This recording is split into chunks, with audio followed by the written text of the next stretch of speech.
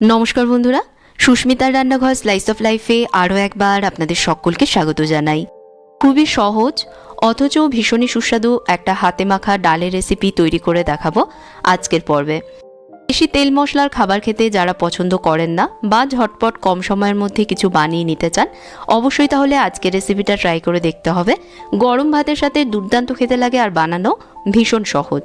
আশা করছি ভিডিওটা ভালো লাগবে, দেখে নিন রেসিপি। এর জন্য আমি নিয়েছি এখানে 1 কাপ মুসুর ডাল। প্রথমেই ডাল ভালোভাবে জলে ধুয়ে পরিষ্কার করে নেব। বাটির মধ্যে জল ঢেলে দিয়ে ডাল ভালোভাবে ধুয়ে নিচ্ছি।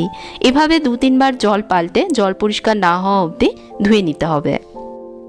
2-3 বার জল পাল্টে ডাল ধুয়ে নিয়েছি। এখন একটা কড়াইয়ের মধ্যে ধুয়ে নেওয়া ডাল নিয়ে নিচ্ছি। এখানে একটা বড় আলুর খোসা ছাড়িয়ে নিয়ে আলুটাকে লম্বা লম্বা করে কেটে নিয়েছি। একটু মোটা করে কেটেছি যাতে আলুগুলো গোটা থাকে, ভেঙে না যায়। কড়াইয়ের মধ্যে দিয়ে দিলাম। মাঝারি মাপের একটা পেঁয়াজ স্লাইস করে কুচিয়ে নিয়েছি, দিয়ে দিচ্ছি এর মধ্যে। এখানে 6-7 কোয়া রসুন পাতলা পাতলা করে কেটে নিয়েছি, কড়াইতে দিয়ে দিচ্ছি। আর দিয়ে দিচ্ছি একটা কুচনো টমেটো, 5টা চেরা কাঁচা লঙ্কা। লঙ্কাগুলোকে মাঝখান থেকে আমি চিড়ে নিয়েছি। এবার এর মধ্যে দেব 1/2 টিস্পুন হলুদ গুঁড়ো, 1/2 টিস্পুন লঙ্কা গুঁড়ো, আর দেব স্বাদ মতন নুন। পরে আমি আর নুন দেব না, একেবারেই দিয়ে দিচ্ছি, সেই বুঝে দিচ্ছি, আপনারাও নিজেদের স্বাদ অনুযায়ী দেবেন। এবার দিয়ে দেব এর মধ্যে কাঁচা সর্ষের তেল, 2 টেবিল স্পুন কাঁচা সর্ষের তেল আমি এর মধ্যে দিয়ে দিলাম। ভালোভাবে সব একসাথে মেখে নিতে হবে।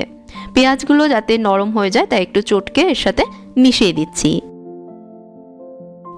একদম সিম্পল একটা রান্না বন্ধুরা।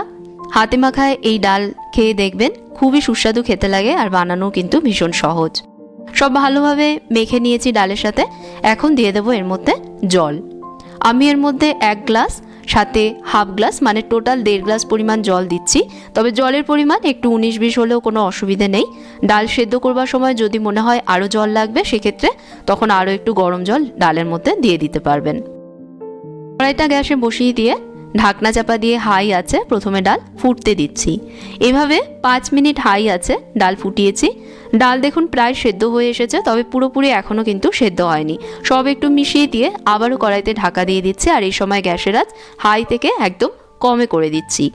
এভাবে আরও 5 মিনিট রান্না করবার পর এখন দেখুন ডাল আলু সব ভালোভাবে সেদ্ধ হয়ে গেছে। এখন এই ডালের কড়াইটা আমি সরিয়ে রাখবো। একটা বাটিতে 2টো ডিম ফাটিয়ে নিচ্ছি।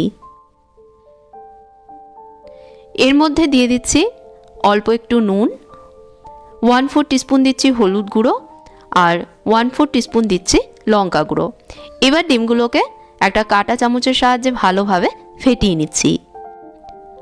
আরেকটা কড়াই বসিয়ে দিয়ে এর মধ্যে দিয়ে দিচ্ছি 1 টেবিল স্পুন তেল। তেল গরম হলেই দিয়ে দেবো এর মধ্যে একটা তেজপাতা আর একটা শুকনো লঙ্কা। এগুলোকে একটু ভেজে নিতে হবে। ভাজা তেজপাতা আর শুকনো লঙ্কার সুন্দর গন্ধ বেরিয়েছে। এবার এগুলোকে কড়াই থেকে আমি তুলে নিচ্ছি। কড়াইয়ের মধ্যে দিয়ে দিচ্ছি ফেটিয়ে নেওয়া ডিমের মিশ্রণটা। ডিম ভাজা হয়ে না আসা অবধি অপেক্ষা করছি।